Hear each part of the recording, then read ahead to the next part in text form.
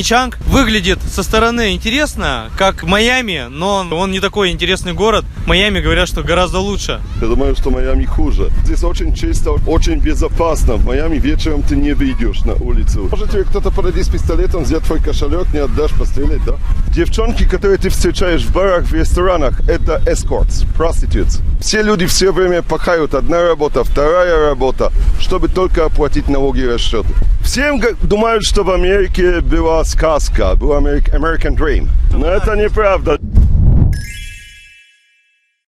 Всем привет, это рубрика «Вопросы есть» на канале «Был здесь». Вопросы есть? И сегодня зададим вопросы американцу Томасу, который до этого жил в Майами несколько лет. Сравним эти два курорта, поговорим о жизни в США. Вопросы буду задавать не только я, но и наш еще один постоянный участник канала. Это человек без лица. Томас у нас говорит по-русски, поэтому это хорошо, хотя бы не надо писать субтитры. Вопросы есть? Ты же приехал сюда как давно? Несколько лет назад, да? Я приехал здесь 5 лет тому назад, и просто мне Начанг очень понравился. Как сравнить с Майами? Город очень-очень похож, но я думаю, Начанг больше классный. Я продал свою квартиру в Майами и купил квартиру здесь. Мне здесь очень нравится. Уже живу здесь 5 лет. То есть 5 лет не выезжал, да, никуда? На 1 год выезжал, в 2019 году я был в Соединенных Штатах весь год. И сейчас ты решил все-таки уехать? Но сейчас скучно, нет туризма, нет ничего делать, тогда я поеду просто подработать полгода, год и вернусь, как начнется снова туризм здесь. Мне просто как-то недавно написали, что Пхенчхан выглядит со стороны интересно, как Майами, но на самом деле он не такой интересный город и мало чего хорошего здесь есть. То есть Майами говорят, что гораздо лучше. Но я думаю, что Майами не гораздо лучше, я думаю, что Майами хуже. Есть много разницы. Разница такая, что здесь очень чисто, очень красивый бульвар, да? Очень безопасно. В Майами вечером ты не выйдешь на улицу, там много криминала. Криминал в смысле там нападают гангстеры? Да, может тебе кто-то подойти с пистолетом, взять твой кошелек, не отдашь, пострелять, да? Но это что нет свободы, знаешь. Ты вечером после 10 вечера не имеешь права выйти на пляж. До 5 утра пляж закрыт. На бульваре ты можешь гулять, но если тебе найдут на песке на пляже между 10 вечера и 5 утра, тебе или заштрафуют, или закроют в тюрьму. То есть это если именно пьешь алкоголь, да, там? Ну не, если ты находишься на песке. Если мы бы так сидели, как здесь сейчас сидим здесь, и здесь бутылочка водки, да, здесь бы появилось 10 полицейских машин с пулеметами, с оружием, с собаками, нас бы всех закрыли в тюрьму. Это без разговоров, 5 минут. Даже 5 минут бы не было. Вопросы есть? Вот тут, например, во Вьетнаме очень распространены байки. Я вот интересно было узнать, как именно передвигаются в Майами. Там, наверное, нет столько количества байков. Да, знаешь, главная разница, которую я вижу, здания здесь, как и в Майами. Бульвар даже красивее. Пляж красивее, чем в Майами. Здания тоже с такими же узкими стенами, то есть выстроено? Нет, здесь особенная специфика зданий, но в принципе здесь уже есть все на мировом классе, да? Но главная разница, в Майами есть очень много красивых машин. Здесь байки, да? Да. Там эти машины, просто Rolls-Royce, Bentley и Mercedes, есть два проблема. Первая проблема у всех этих машин, к сожалению, в рассрочку, да? Они даже не владеют одним колесом. Они платят все время за эту рассрочку. Или арендованные, да, машины тоже? Да. Вторая проблема, примерно, приехали здесь на пляже. Да? Мы здесь не живем, да? Ребята, чтобы здесь припарковать машину в Майами, это будет $25 за 3 часа. За 3 часа? За 3 часа. А не заплатишь, машина найдется на полицейской парковке 500, чтобы достать обратно. Тягач приедет, возьмет машину и все. Но если ты живешь, конечно, на первой побережной, все хорошо.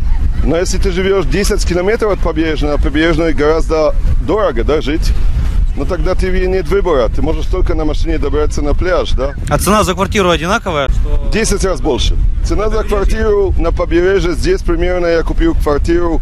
Эта квартира сейчас стоит где-то $120 тысяч, да? Жилой комплекс Мунтань, да? Да, здесь. Ага. А квартира в Майами в таком же жилом комплексе с видом на море, похожая, стоит $1 200 000. Но это еще не все. Там еще будет обслуживание и налог от недвижимости. После, как ты погасишь ипотеку, еще будешь платить $1,5 штуки в месяц. А разницы большой нет, ведь здесь даже красивее, здесь горы, море, да, там просто пляж и все. А, да, то есть даже гор нету, островов нету, вот нет, так вот, там да? только пляж. И пляж не такой чистый. Я вижу из окна своего, как здесь ездит какой-то грузовик или трактор. Он каждые 2 дня чистит песок на пляже. В Майами такого нет. То есть они постоянно чистят, а там как? Там может раз в месяц. Раз в месяц? И там чистый пляж-то вообще? Пляж, в принципе, чистый, потому что здесь люди бросают, там не бросают. Но, если я бы сравнил, здесь чище. Сейчас здесь чище пляж. И, конечно, красивее бульвар, особенно в центре. Вода? Бульвар. Бульвар? Вода тоже, вода много чище. У нас Здесь чище? Здесь чище. У нас очень много водоростов. Очень много людей жалуются именно на воду, что как будто бы в других там странах везде чистая, прозрачная, хорошая вода. Но это неправда. Летом в Майами медузы, можно получить обжог. Летом бывает водоросты колючие, да. Здесь все, что тебе может случиться из этой воды, здесь очень сильное течение. Я плаваю где-то на километр в море и назад, бывает течение. В Майами этого нет. Но в Майами я пойду лучше в бассейн, потому что просто обжог могу получить от медузы, да? А здесь такого нет. На Чанг сейчас мировой класс курорт, я бы сказал. Мировой класс прям? Да. Вот это вот будет интересно очень русским туристам, которые критикуют очень сильно. Ну, видишь, здесь я первый раз приехал 10 лет тому назад, на 3 или 4 дня ничего не было. Самые высокие здания в центре, там было 16 этажей. Сейчас мы видим здесь 15-20 небоскребов на 40 этажей, да? Но я приехал в Майами в 90-х первый раз, да? И там тоже было 20 небоскребов, а сейчас 200. На Чанг будет также развиваться. Только Майами развивалось 30 лет, да? А на Чанг через 10 лет будет уже похож. Ты родом из Майами? Нет, из Нью-Йорка. Из Нью-Йорка родом? Я уехал из Нью-Йорка в Майами, потому что я просто люблю солнце, ненавижу зиму. Я думал, что ты родом из Майами как раз. Нет. Я в Майами жил последние примерно 15 лет, да? Но я раньше жил в Нью-Йорке. Я тоже жил в русском районе Нью-Йорка. Брайтон-Бич. Только там одни русские, да, живут на Брайтон-Бич? Ну, там есть район о размере половины на Чанга, где только русскоязычные живут.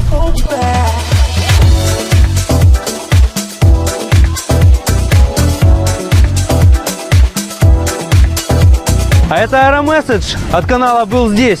И сегодня мы поздравляем наших подписчиков из Казани. Это Рустам и Инга Газизовы. Сегодня у них первая годовщина со дня свадьбы, поэтому желаем им счастья в семейной жизни, неугасающей любви и пылкой страсти. И этот Аэромесседж для вас, ребята.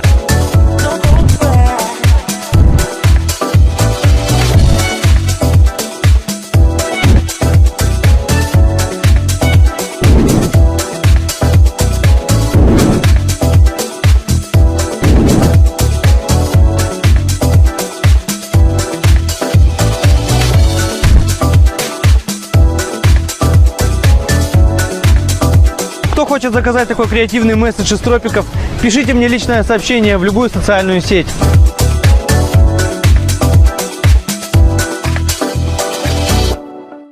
Вопросы есть? Вот есть такой вопрос еще по поводу феминизма, что если захочешь с женщиной познакомиться, то могут тебя поймать, там в тюрьму отправить и все такое. Как это на самом деле так или нет? К сожалению, это правда. Плюс американские женщины, к сожалению, не очень красивые. Если я в Майами, я работаю капитаном корабля, я в море неделю, приезжаю на сушу на 2 дня, иду примерно в бар, клуб, пью мохито, подходит меня американская женщина. Если я трезвый, я говорю, что у меня жена. Если я пьяный, я говорю, что я гей. Я даже не хочу его трогать. Моя 3-я жена будет из России, точно. Там настолько опасно все это? Это опасно, я знаю, что будут проблемы. Не знаю еще, какие будут проблемы, но точно знаю, что они будут. Я не хочу узнать, какие это будут проблемы. Да, это прикольно. Тут спрашивают, сколько проститутки стоят? Видишь, я не пользуюсь проститутками, но я знаю, что стоит $500 за 1 час. А самая большая проблема в Майами, ты идешь в дискотеку, в бар, ты знакомишься с девушкой, ты ее примерно угощаешь, там один дринк стоит $25, да? Угощаешь ее всю ночь, на конец ночи сказать, ну я профессионал, это будет $500 за час. Но это правда. Жесткий город. Но здесь такого нет, я даже не знаю. В России даже не на таком уровне. Видишь, в Майами очень дорогая аренда, чтобы жить. Девчонки, которые ты встречаешь в барах, в ресторанах, Я бы сказал, 70-80% это escorts, prostitutes. И ты этого не отметишь. Она будет с тобой нормально общаться только на конец ночи, как закрывается бар в 3 часа ночи. Она тебе скажет: ну ты теперь хочешь пойти со мной домой? $500 за 1 час. Да? Ты потерял вечер. Ты думал, что ты влюбишься в красивой девушке. И это случается 9 раз на 10. Я сказал, у меня подходит девушка в Майами, в дискотеке, в баре, в ресторане, да? Даже если она красивая, я сразу говорю, что у меня жена или что я гей. И все. А вот разводы часто нет? У меня 2 было. Нет, ну вообще вот по твоим наблюдениям долго семьи живут? Нет, все разводятся. Все разводятся. Нет, уже знаешь, чего такого, как постоянно полноценная семья в Америке очень редко. В маленьких городах да, но большой город, как Нью-Йорк, как Майами, как Сан-Франциско, как Лос-Анджелес. Сколько стандартное количество детей в Стандарт семье? это один, просто потому, что воспитывать ребенка очень дорого, все платно. Врач, школа, да? Бывает 2-3, но это у очень богатых людей или у очень бедных людей. Да, очень бедные люди, им все равно, как они воспитают ребенка, да?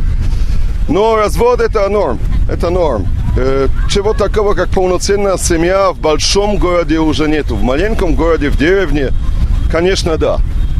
Но у меня примерно было 2 развода, у меня бывшая жена. Они американки, да, тоже? Да, американки. Моя бывшая жена родом из Италии, но она американка, да. И у меня сын 21 лет, но он уже полностью самостоятельный. В этом возрасте в Америке просто, если ребенок берет деньги от родителей, это не подходит. Моя 3-я жена будет из России, сразу говорю. Это приятно, конечно. Ты в России когда последний раз был? 5 лет тому назад. А как долго? 2 недели в Иркутске. Надо приезжать в Россию чуть-чуть на подольше, чтобы в России вообще посмотреть. У нас начинается та же самая проблема, как и в Америке. В городах взвинчивают цены на все. Сейчас у нас, например, такой новый налог. Был налог на прибыль 13%. Сейчас сделали налог на проценты. Это ты когда в банк несешь деньги на депозит, ну у нас больше 5% не кладут на депозит.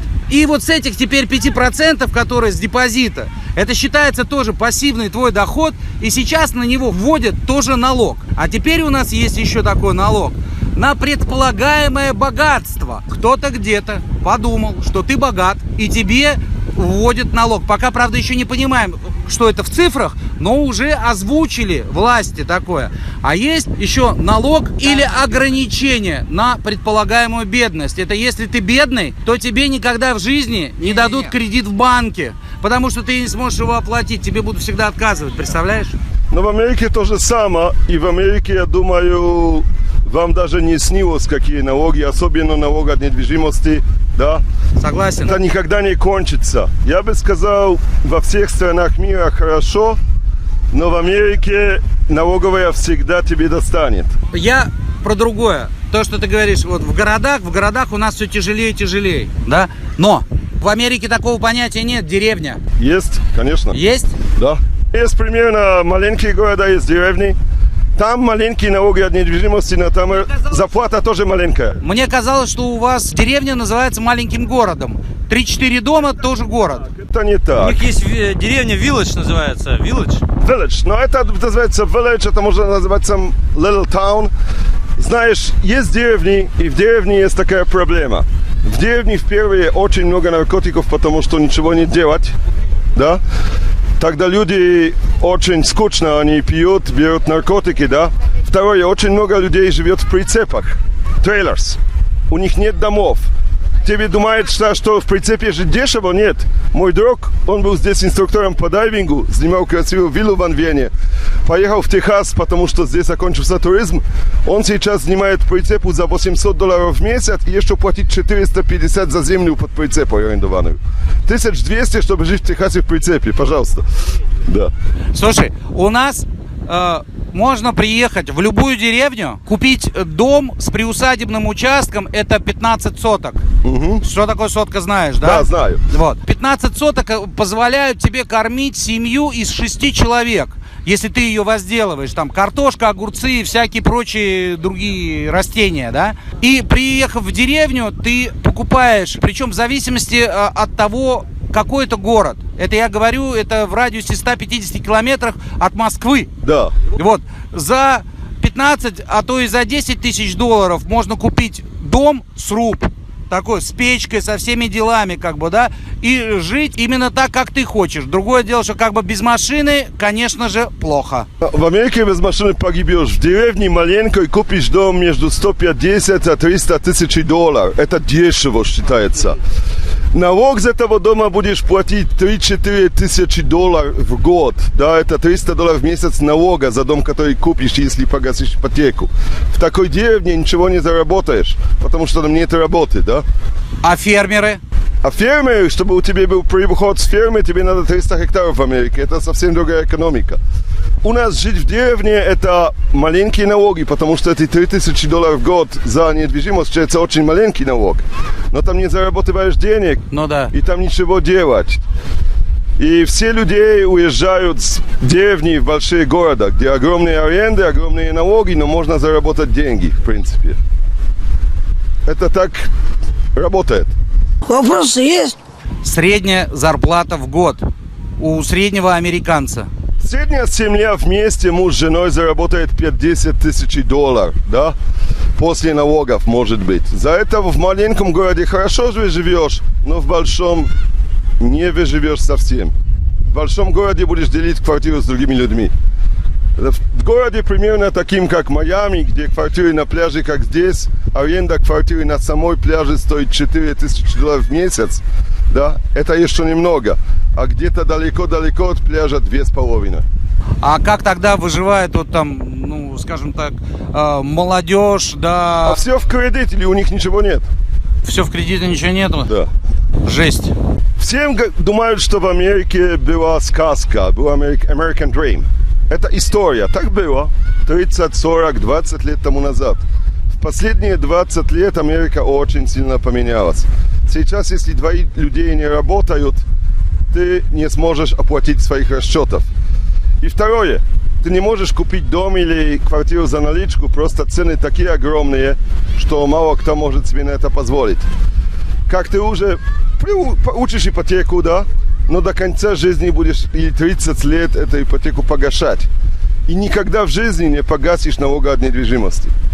Тогда все люди все время пахают. Одна работа, вторая работа, чтобы только оплатить налоги и расчеты. Вопросы есть? Скажи, пожалуйста, какие взаимоотношения родителей с детьми и как это контролируется государством? До нас, к сожалению, доходят только слухи, что ребенок может заявить на родителей, и родители вплоть до того могут даже лишить родительских прав, если папа заходит к ребенку и слишком требовательно к нему относится, там, делай уроки, убирай комнату. Это может жена тебе очень легко сделать, если разводится, она специально это тебе скажет, что ты это сделал, просто потому, чтобы взять больше денег за развода. Не, а ребенок? Ребенок, знаешь, он всегда остается с мамой, да? Но не там не дело. Самая большая проблема, что ты не можешь этого ребенка, как в России, ему уже там 8 или 10 лет, ты не можешь его самого оставить и пойти на работу. Если ты оставишь ребенка одного домой... Без присмотра? Да, ты пойдешь в тюрьму, и они могут тебе забрать ребенка. Это правда. Но тоже есть другое. Если ребенку уже 18 лет, он должен быть на своих расчетах. 21, он уже не живет с тобой в доме, а если живет, на это очень плохо смотрится. Он должен, у меня сын 21, он полностью финансово независимый. И это уже ему стыдно было бы брать деньги от родителей. Ты не можешь детей оставлять одних домой. Второе, есть очень много смешных законов, знаешь. Америка – это страна законов. Есть слишком много этих законов и правил уже. А здесь свобода в Вьетнаме. Ну да, согласен. Вопросы есть? Хотел спросить по поводу коронавируса. Была ли какая-то поддержка от государства? Вот ты здесь жил, да, и говорят, что гражданам присылают на карты деньги какие-то. Ну, мне прислали 3 раза. Один раз $1200, один раз 600, а сейчас 1400, да? Это в течение года. Канадцы получают $2000 в месяц каждый месяц. Гораздо В любом лучше. случае, Да. каждый канадец? Каждый канадец получает $500 в неделю канадский. Здесь была такая история, жили канадцы в хостеле, какие-то бомжи, да? Молодые люди, там 25 лет, но у них денег не было жить в хостеле за $10 в сутки. После коронавируса они все живут в Панораме, самые дорогие здания в Начанге, там подснимали квартиру. 2000 в месяц появилось, да? А они в Начанге, им на счет эти деньги идут. Но у нас нет, я получил всего вместе в этом году $3000, да? Но, конечно, в Америке за это вот я даже месяц бы не выжил. В Вьетнаме, но это другое дело. Особенно, что у меня здесь собственная квартира, я не плачу аренды, да? Но это все равно круче гораздо, потому что в России вообще ничего не заплатили никому. Как я Ну, понял. видишь, в чем проблема? В России, если ты живешь в своем доме, никто тебе из него не выбросит. В Америке, если ты живешь в доме и не заплатишь налога, или в арендованной квартире, и не заплатишь 3-4 недели, 6 недель аренды и налогов, ты окажешься на улице, да? Тогда эти $3000 тебе не спасут. Ну да. Это маленькие деньги, знаешь. Ну да, было очень интересно пообщаться, в общем-то. Интересные вопросы, и человек без лица тебе тоже позадавал вопросы. Очень приятно познакомиться с человеком без лица. Звучит как Джеймс Бонд. Ладно тогда, спасибо. Подписывайтесь на канал, ставьте колокольчик. И пишите комментарии, если какие-то вопросы будут дополнительные к Томасу. Мы потом, может быть, еще у кого-то спросим, или у Томаса опять спросим. Если он еще не уедет. Ну, если он потом приедет, сможем опять встретиться, или какие-то вопросы к другим американцам можем спросить. Тогда, ладно, спасибо. Поживем, увидим. Спасибо большое и удачи, ребята.